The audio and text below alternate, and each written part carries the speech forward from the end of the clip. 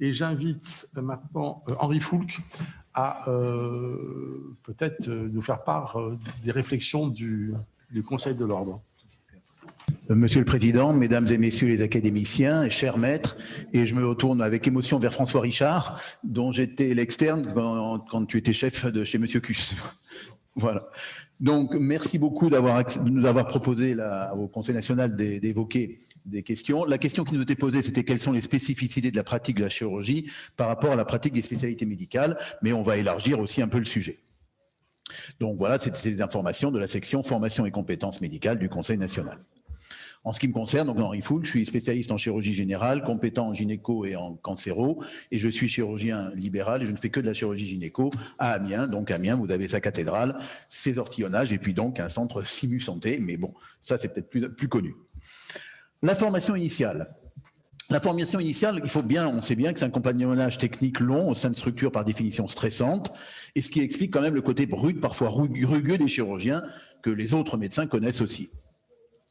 Pendant les études, on apprend à opérer, et c'est ensuite seulement que l'on apprend ou non à être chirurgien. Je crois que c'est quelque chose d'important que nous connaissons tous, mais qu'il faut faire peut-être passer au niveau des jeunes. La chirurgie n'est pas uniquement une question de technique, on peut toujours apprendre, mais d'indication chirurgicale, et le chirurgien doit savoir dire non aux patients et aux correspondants. D'où l'importance aussi des RCP, bon, pas uniquement en cancéro, maintenant de plus en plus. Malheur à l'homme seul, c'est toujours bien de pouvoir prendre des décisions ensemble.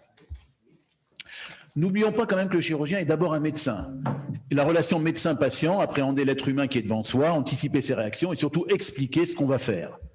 La chirurgie intervient sur le corps du patient avec les questions de cicatrices, séquelles, complications et morts toujours sous-jacentes. Et je suis très content que les étudiants y pensent aussi à ça, évidemment, comme nous tous. Ceci nécessite des qualités relationnelles particulières, car le chirurgien ne connaît pas le patient qui vient le voir généralement de manière ponctuelle. Et là, c'est très différent des autres spécialités, en particulier de la médecine générale. Et la formation médicale continue, le DPC, la certification, en chirurgie, la nécessité d'acquérir des compléments non seulement théoriques, mais surtout pratiques. Et puisqu'on parle de formation continue, on en parlera un petit peu après, mais la certification, je vous rappelle que c'est quelque chose de spécifique pour nos spécialités à risque, et ça permet de valider son DPC, et ça permet aussi de bien mettre en valeur toutes ces formations et de mettre en route sa pratique de développement des connaissances. Donc ça, c'est également quelque chose de très important pour nous, cette spécialité à risque et la certification qui est une voie spéciale. Alors, au niveau du Conseil national, donc nous avons regardé voir s'il y avait des différences entre les chirurgiens et les médecins pour 4 éléments principaux de notre action. Donc, les instances disciplinaires, le respect du code, le maintien des compétences et la dangerosité, qui est la formation restreinte, l'entraide, les médecins en difficulté, et l'avis des commissions nationales ministérielles de PAE, des procédures d'autorisation d'exercice. Les champs disciplinaires de première instance. On rappelle que vous verrez à chaque fois, il y a environ 12,5% de médecins en activité qui sont des chirurgiens. On a pris évidemment toutes les spécialités chirurgicales parce que les nombres sont trop faibles pour pouvoir les spécifier. Et vous voyez que 25% des médecins poursuivis dans les champs disciplinaires sont des chirurgiens. Pourquoi? Bon, difficulté de la situation, etc. On peut voir plein d'explications. Mais il faut certainement développer lors de la formation la connaissance et le rôle de l'ordre et du code de déontologie.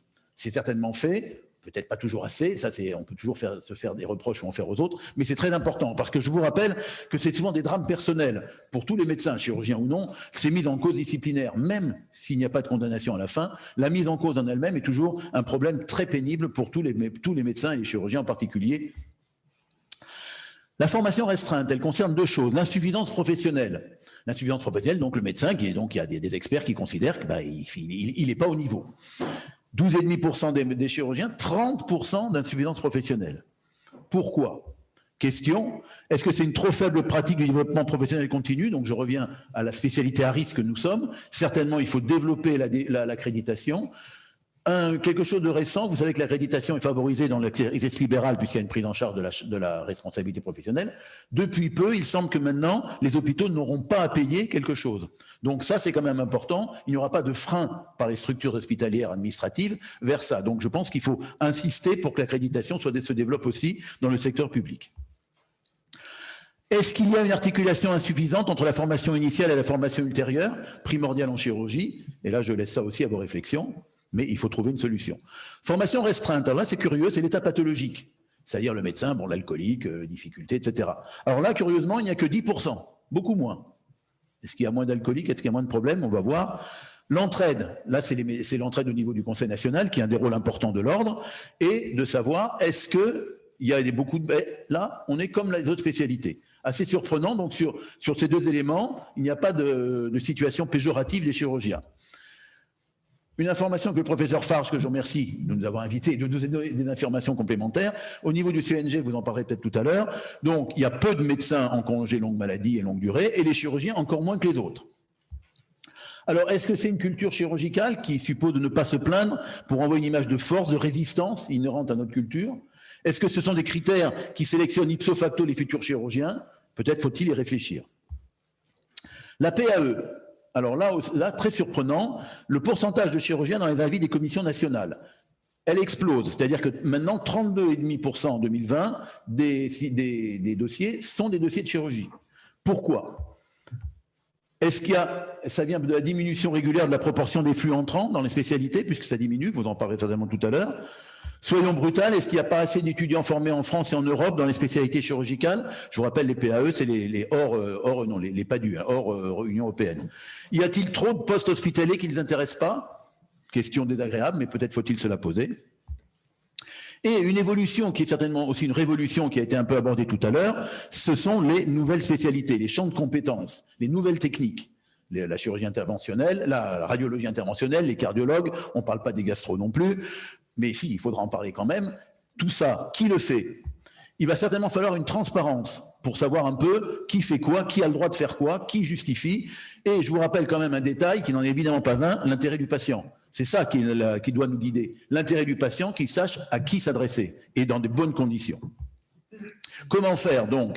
Les conseils nationaux professionnels, tout à l'heure le professeur Fage en a abordé, depuis 2017, ce sont la base maintenant des relations avec les sociétés savantes et les spécialités.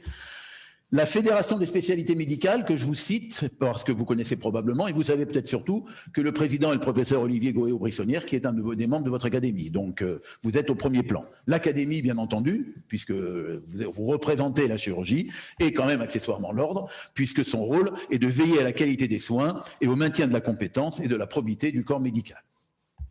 Et je terminerai par une phrase que j'aime bien. Les chirurgiens ont ceci de commun avec les prophètes qu'ils pensent et opèrent en fonction de l'avenir. Mais ça, n'est pas un chirurgien qui l'a dit, c'est peut-être un prophète, c'est Albert Camus. Je vous remercie. Merci beaucoup pour ces constats et ces propositions. Je pense que de la même manière, on va regrouper la discussion à la fin, mais donc on a quand même l'impression qu'il y a quelques signaux faibles et qu'on n'a peut-être pas une vision très complète des difficultés, ou en tout cas on n'explique pas tout. Donc merci beaucoup pour la clarté de votre exposé.